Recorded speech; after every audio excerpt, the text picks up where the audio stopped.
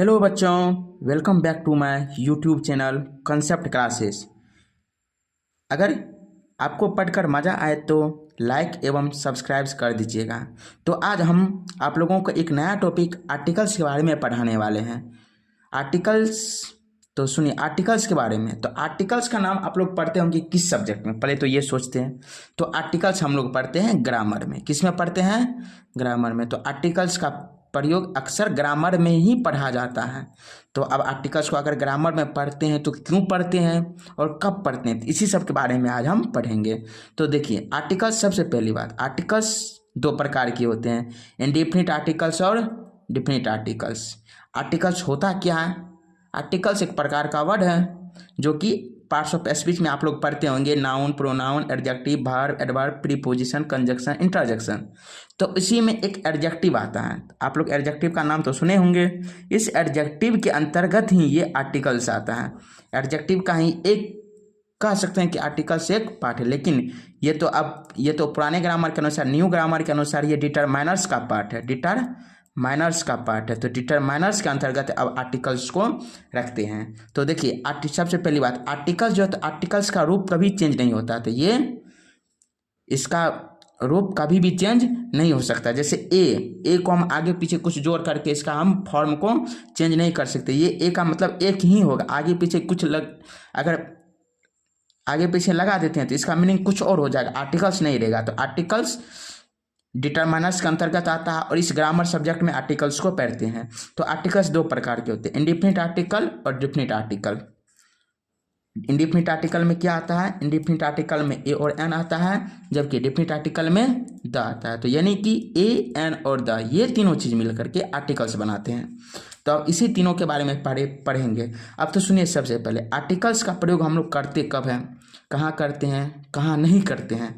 तो आर्टिकल्स का प्रयोग नाउन के पहले करते हैं, यानी कि पार्ट्स ऑफ स्पीच का जो 8 पार्ट है, 8 पार्ट में से सिर्फ एक नाउन के पहले ही हम लोग आर्टिकल्स का प्रयोग कर सकते हैं अच्छे से। हाँ, कभी कभी अगर एडजेक्टिव है, अगर एडजेक्टिव के आगे नाउन है तब आर्टिकल का प्रयोग करते हैं।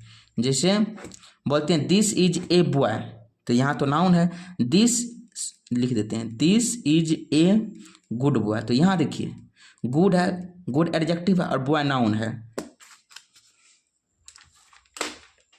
देखिए यहाँ पे गुड क्या है? गुड एडजेक्टिव है और बॉय नाउन है। तो नाउन है, तो इसके आगे नाउन आया ना, तो नाउन के पहले हम लोग आर्टिकल्स का प्रयोग कर सकते हैं और एडजेक्टिव के पहले भी कर सकते हैं। लेकिन एडजेक्टिव के बाद क्या होना चाहिए? नाउन का आना निश्चित होना चाहिए, तभी हम लोग आर्टिकल्स का प्रयोग सही कह पाएंगे, नहीं तो आर्टिकल्स का प्रयोग वो गलत हो जाएगा। तो इसीलिए अक्सर आर्टिकल्स का प्रयोग जो करते हैं नाउन के पहले करते हैं। प्रोनाउन के पहले, देखिए यहाँ लिख देते हैं, प्रोनाउन के पहले नहीं करते हैं, एडजेक्टिव के पहले करते हैं, लेकिन ओनली एडजेक्टिव वर्ड रहे, सिर्फ एडजेक्टिव रहे लास्ट में, तो एडजेक्टिव में भी नहीं करेंगे, वर्ब में तो बिल्कुल भी नहीं करेंगे, एडवर्ब में भी ओनली एडवर्ब, यहाँ भी एडवर्ब के पहले भी नहीं करेंगे। इसके बाद प्रीपोजिशन, इसमें भी नहीं करेंगे, कंजंक्शन, इसमें भी नहीं करेंगे, इंटरजंक्शन, इसमें भी आर्टिकल्स का प्रयोग नहीं करेंगे। तो मतलब क्या समझे? आर्टिकल्स का प्रयोग हम लोग सिर्फ नाउन के पहले करते हैं और किसी में नहीं करते हैं। एडजेक्टिव और एडवर्ब में कभी कभी कर सकते हैं, लेकिन उसके आगे नाउन का होना निश्चित है। इसका मतलब क्या समझे? आर्टिकल्स जहां भी लगेगा तो इसके आगे नाउन जरूर होगा, चाहे एक वर्ड के बाद हो या 2 वर्ड के बाद हो, लेकिन नाउन निश्चित ही होगा। तो अब देखिए, ए और एन का प्रयोग हम लोग पढ़ते हैं। जैसे हम लोग इंडेफिनिट आर्टिकल्स पढ़ते हैं तो ए एन का प्रयोग कब करते हैं? ए सिर्फ ए और एन के बारे में बता रहे हैं, द के बारे में नहीं बता रहे हैं। तो ए और एन का प्रयोग करते हैं कॉमन नाउन के पहले। कब करते हैं? ए और एन का प्रयोग कॉमन नाउन के पहले करते हैं और कलेक्टिव नाउन के पहले भी करते हैं। इसका एग्जाम्पल अभी हम लोग नीचे पढ़ेंगे। और कॉमन नाउन के पहले करते हैं, कलेक्टिव नाउन के पहले करते हैं, लेकिन इसमें एक चीज ध्यान रखना है कि ये वर्ड जो है सिंगुलर में होना चाहिए। नाउन कैसा होना चाहिए? सिंगुलर। ये मोस्ट इंपोर्टेंट है, सिंगुलर में होना चाहिए। जैसे हम लोग बोलते हैं, अब एग्जाम्पल भी दे देते हैं, this is an apple, this is an apple. An apple क्यों बोले? क्योंकि ये एप्पल है। एप्पल तो नाउन है। कौन सा नाउन है? देखिए, नाउन भी है, नाउन के साथ साथ नाउन के अंदर में कॉमन नाउन भी आ गया, लेकिन प्रॉपर नाउन नहीं है, कॉमन नाउन आया। कॉमन नाउन में ये सिंगुलर है, सिंगल मतलब सिंगुलर नाउन है, तो सिंगुलर नाउन है तो इसलिए हम लोग यहाँ पे आर्टिकल का प्रयोग किए हैं। अगर यहाँ पे एप्पल्स रहता तो एप्पल्स में हम लोग आर्टिकल्स का प्रयोग बिल्कुल भी नहीं करते, जबकि भले ये कॉमन नाउन और हो, लेकिन प्लूरल हो जाता तो ये वहाँ पे नहीं करते। सिंगुलर में करते हैं लेकिन प्लूरल में PLURAL प्लूरल में नहीं करते हैं। तो समझ गए ये ए और एन का प्रयोग कब करते हैं, कॉमन नाउन के पहले करते हैं और कलेक्टिव नाउन के पहले करते हैं, लेकिन इसमें क्या ध्यान रखना, वो सिंगुलर हो यानी कि सिर्फ एक हो।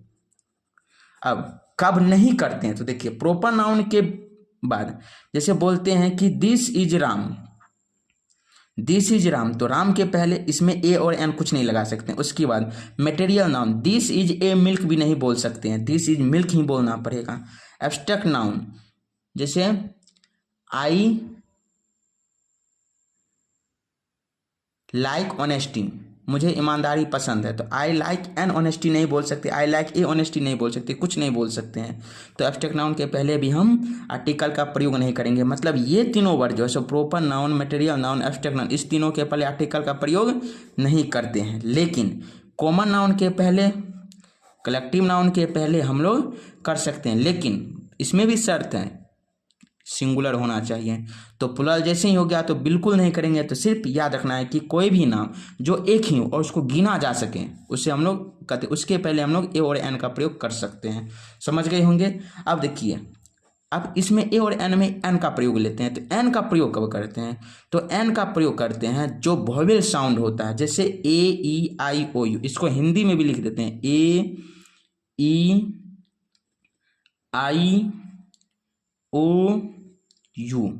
ये वोवेल साउंड है। आप लोग हिंदी में पढ़ते होंगे स्वर वर्ण, तो स्वर वर्ण क्या है, ये यही पांचों है। तो इस पांचों से आवाज निकलने वाले वर्ड जो होंगे तो वो इसके पहले हम लोग एन का प्रयोग करेंगे। अब इसके एग्जाम्पल पढ़ सकते हैं।